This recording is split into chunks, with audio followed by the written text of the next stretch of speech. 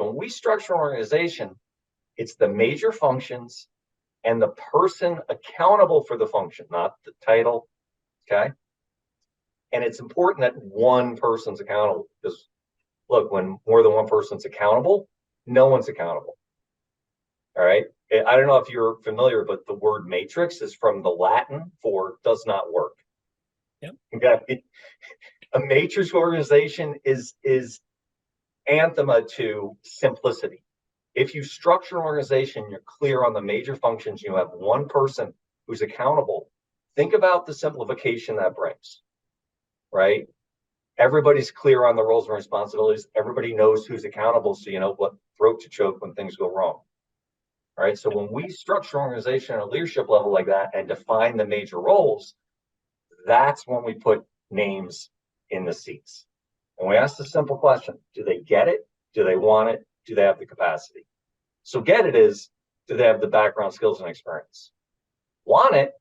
Do they actually want to do that job? Oftentimes when we go through this with clients, somebody raises their hands and be like, I've had this job. I know how to do this job.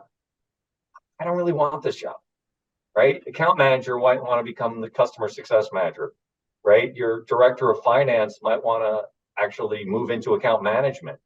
Your head of engineering wants to move into the operations team, right? So when you actually ask the question, do you want this seat? It's super important. And then capacity is, do you have not only the time, but do you have like the skill set at a high level to actually do the job? We're working with growing organizations, right? So oftentimes somebody gets it and they want to do the work, but they're slow.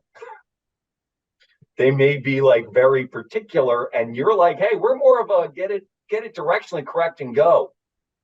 And sometimes that can be a problem, right? So again, you may see some seats in your organization where you're going to have to make some changes, sometimes bringing in external, sometimes consulting, sometimes fractional.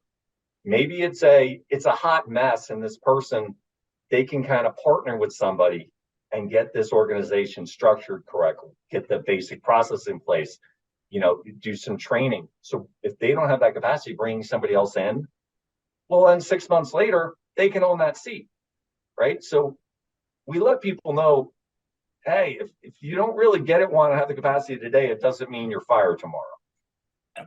It just means we know we've got a gap, an organizational gap that we have to solve and structure.